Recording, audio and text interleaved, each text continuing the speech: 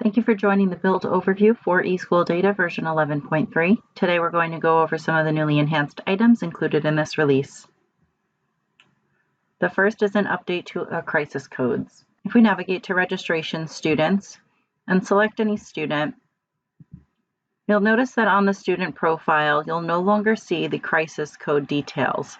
With this release, we have moved any information that was previously entered under the crisis codes over to a student status. So if we navigate to the status summary, you'll see the new CR Health code for the new crisis code. And if we go to the drop-down for student status and select edit for this crisis code, you'll see that there's an area for you to enter in a comment for the specific crisis. Additionally, you can use the shortcut and just jump right to the status page, where we've added the student name, which was previously missing from this screen. The next update is the addition of the cardiac screening details.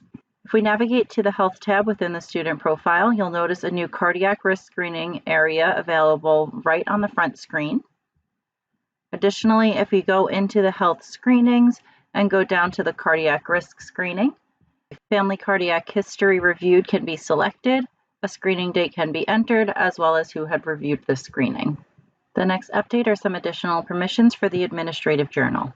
If we navigate to System Administration and Group Maintenance, underneath the module level permissions, under Miscellaneous, you'll find 3 new permissions added for the administrative journal.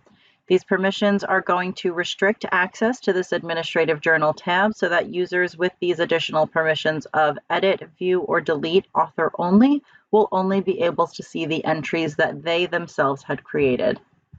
The next update is for the Teacher Connect Gradebook templates. If we navigate to System, Grade Reporting, and Teacher Connect Toolkit, if we navigate to the Gradebook Template tab and select Edit for an existing template, we'll see a new option at the top for users to save as.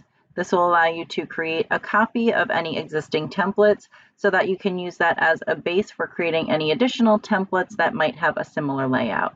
The next additions are for single sign-on. If we navigate to Interoperability, Partners, and Google Classroom or Microsoft, they'll both have additional settings for allowing single sign-on for students.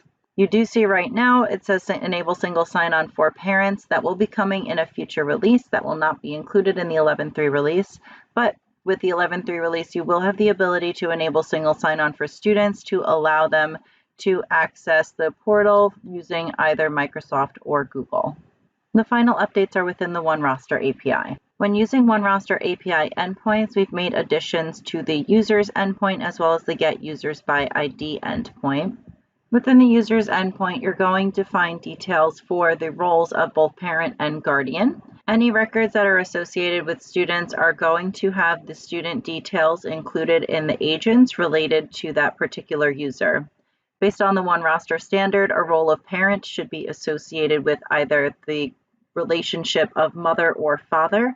All other relationships should be exported with the role of guardian.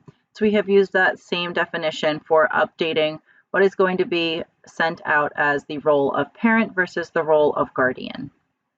That concludes the highlights for Release 11.3. Please visit the Release Notes tab within the Help site for more information about this release.